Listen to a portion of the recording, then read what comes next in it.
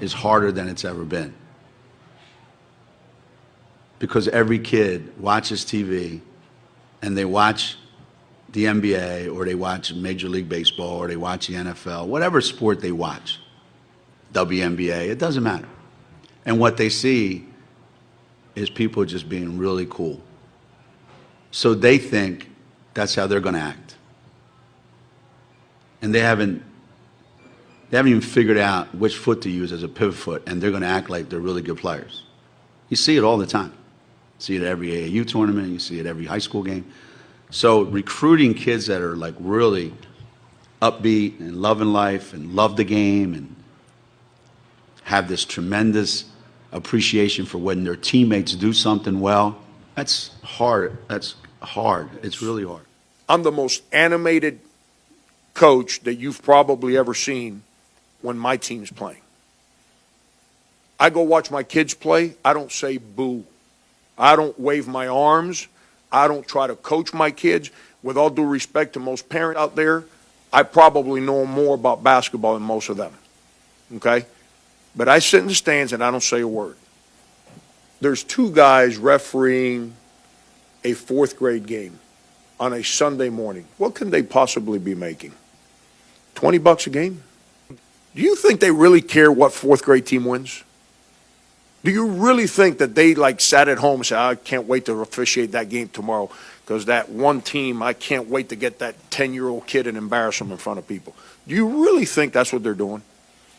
Do you think those coaches coaching fourth grade kids are making any money?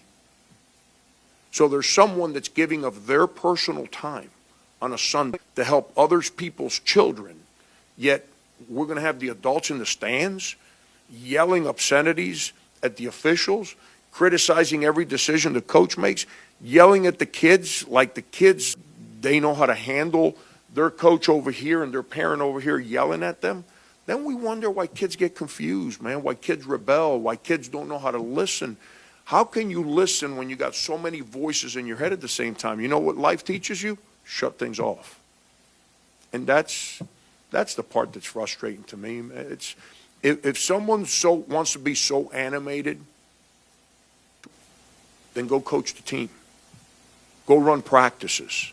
Show up every day at 6 o'clock at night and run an hour and a half practice. And then you got your team to coach. Or be an assistant coach. Sit on the bench. Yell all you want. I don't care if people on the bench yell at my kids. I got two boys. I want my son to be challenged. Both of my boys. I want them to grow up. I want them to understand what life's about. But that's the part that's sad, man. Right now, the generation of kids that are coming through, everybody gets a damn trophy.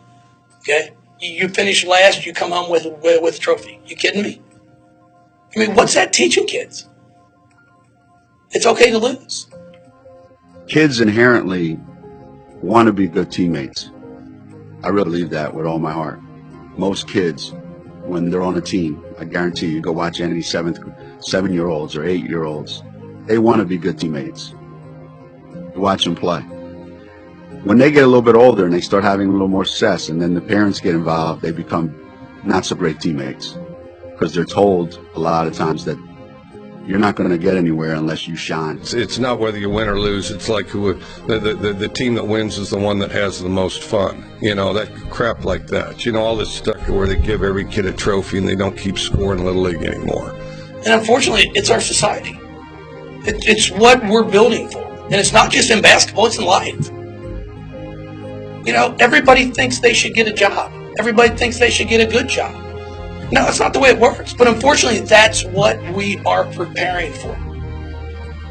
Because you finish fifth, you walk home with this nice trophy, parents are all excited. No. I mean, not to be too blunt, but you're a loser. We're losers. We got beat.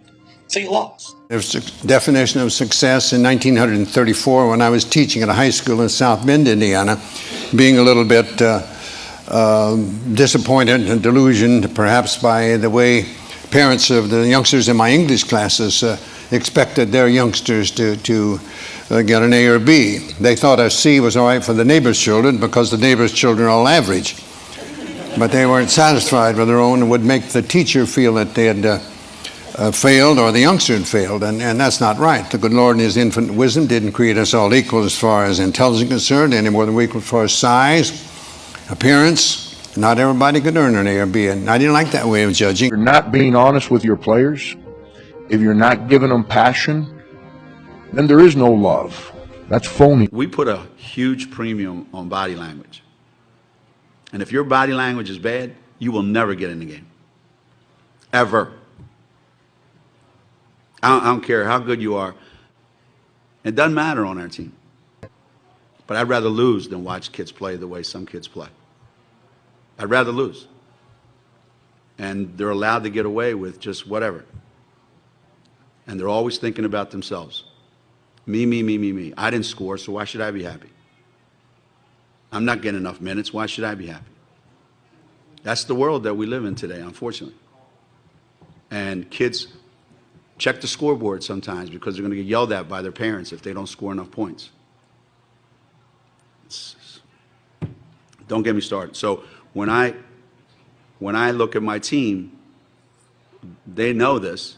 When I watch game film, I'm checking what's going on the bench. And if somebody's asleep over there, somebody doesn't care, somebody's not engaged in the game, they will never get in the game. Ever. And they know that. They know I'm not kidding. There is no trophy for us.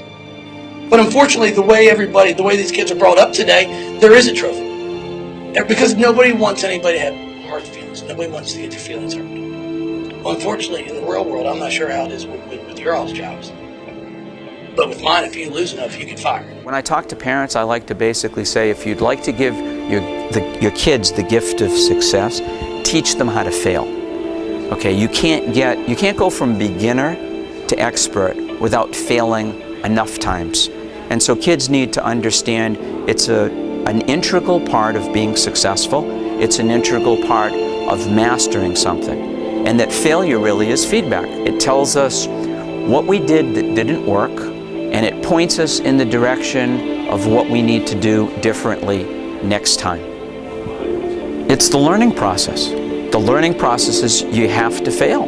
Failure is feedback. It's the model we all had when we were infants. We learn how to walk, our bodies learn how to walk by falling enough times. Without the falling, we don't get there.